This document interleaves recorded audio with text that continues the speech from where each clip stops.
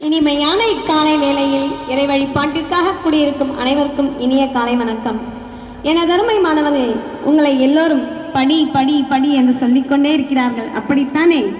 வீட்டிலும் சரி, பள்ளியிலும் சரி, ஏன் நீங்கள் வேறு எங்காவது சென்றாலும், எந்த நிகழ்ச்சிக்கு சென்றாலும் அங்கே உங்களை கேட்கும் முதல் கேள்வி, நீ என்ன வகுப்பு படிக்கிறாய் என்று.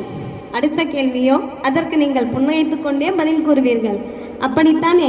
அடுத்த கேள்வி, நீ எவ்வளவு மதிப்பெண் எடுக்கிறாய் என்று. அதற்கும் நீங்கள் புன்னகைத்து கொண்டே அதை மட்டும் கேட்காதீர்கள் என்பீர்கள்.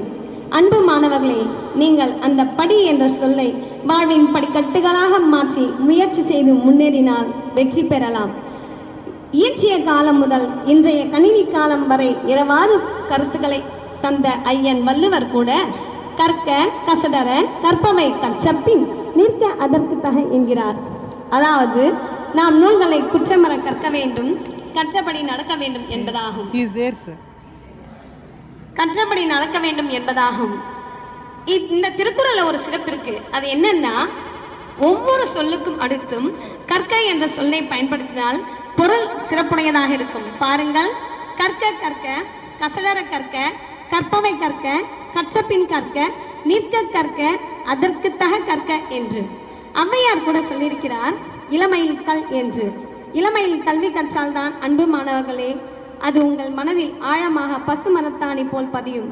அது மட்டும் இல்லாமல் மன்னனும் மாசர கற்றோனும் சீர்தூக்கின் மன்னனின் கற்றோன் சிறப்புடையன், மன்னர்க்கு தன் தேசமல்லால் சிறப்பில்லை, கற்றோருக்கு சென்ற இடமெல்லாம் சிறப்பு என்பது நாம் அனைவரும் அறிந்ததே.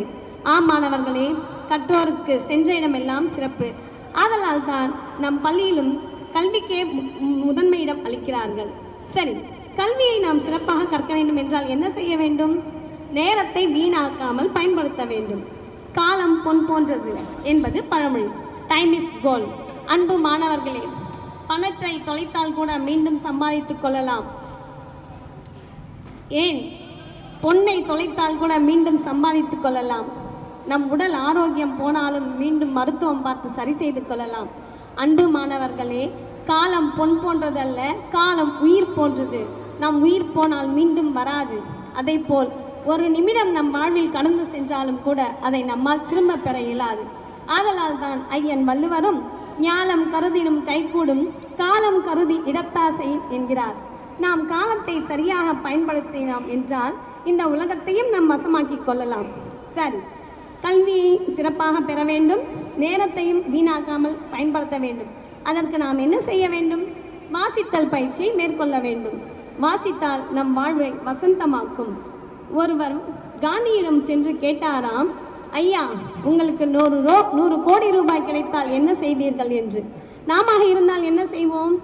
அழகழகான மாளிகைகள் கட்டுவோம், வகை வகையான வாகனங்கள் வாங்குவோம், ஆடை ஆபரணங்கள் என நமக்கு தேவையானவற்றையெல்லாம் வாங்கி குவிப்போம்.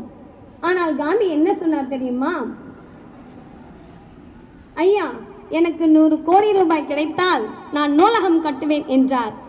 சார்லி சாப்ளின் தான் நடிக்க ஒப்புக்கொள்ளும் ஒவ்வொரு படத்திற்கும் வரும் முன்பணத்தில் $100 புத்தகங்கள் மட்டுமே வாங்குவாராம். விவேகானந்தர் சொல்கிறார், எங்கு புத்தக சாலை திறக்கப்படுகிறதோ அங்கு ஒரு சிறைச்சாலை மூடப்படுகிறது என்று. ஆம் மாணவர்களே, புத்தகங்கள் பல படிப்போம்,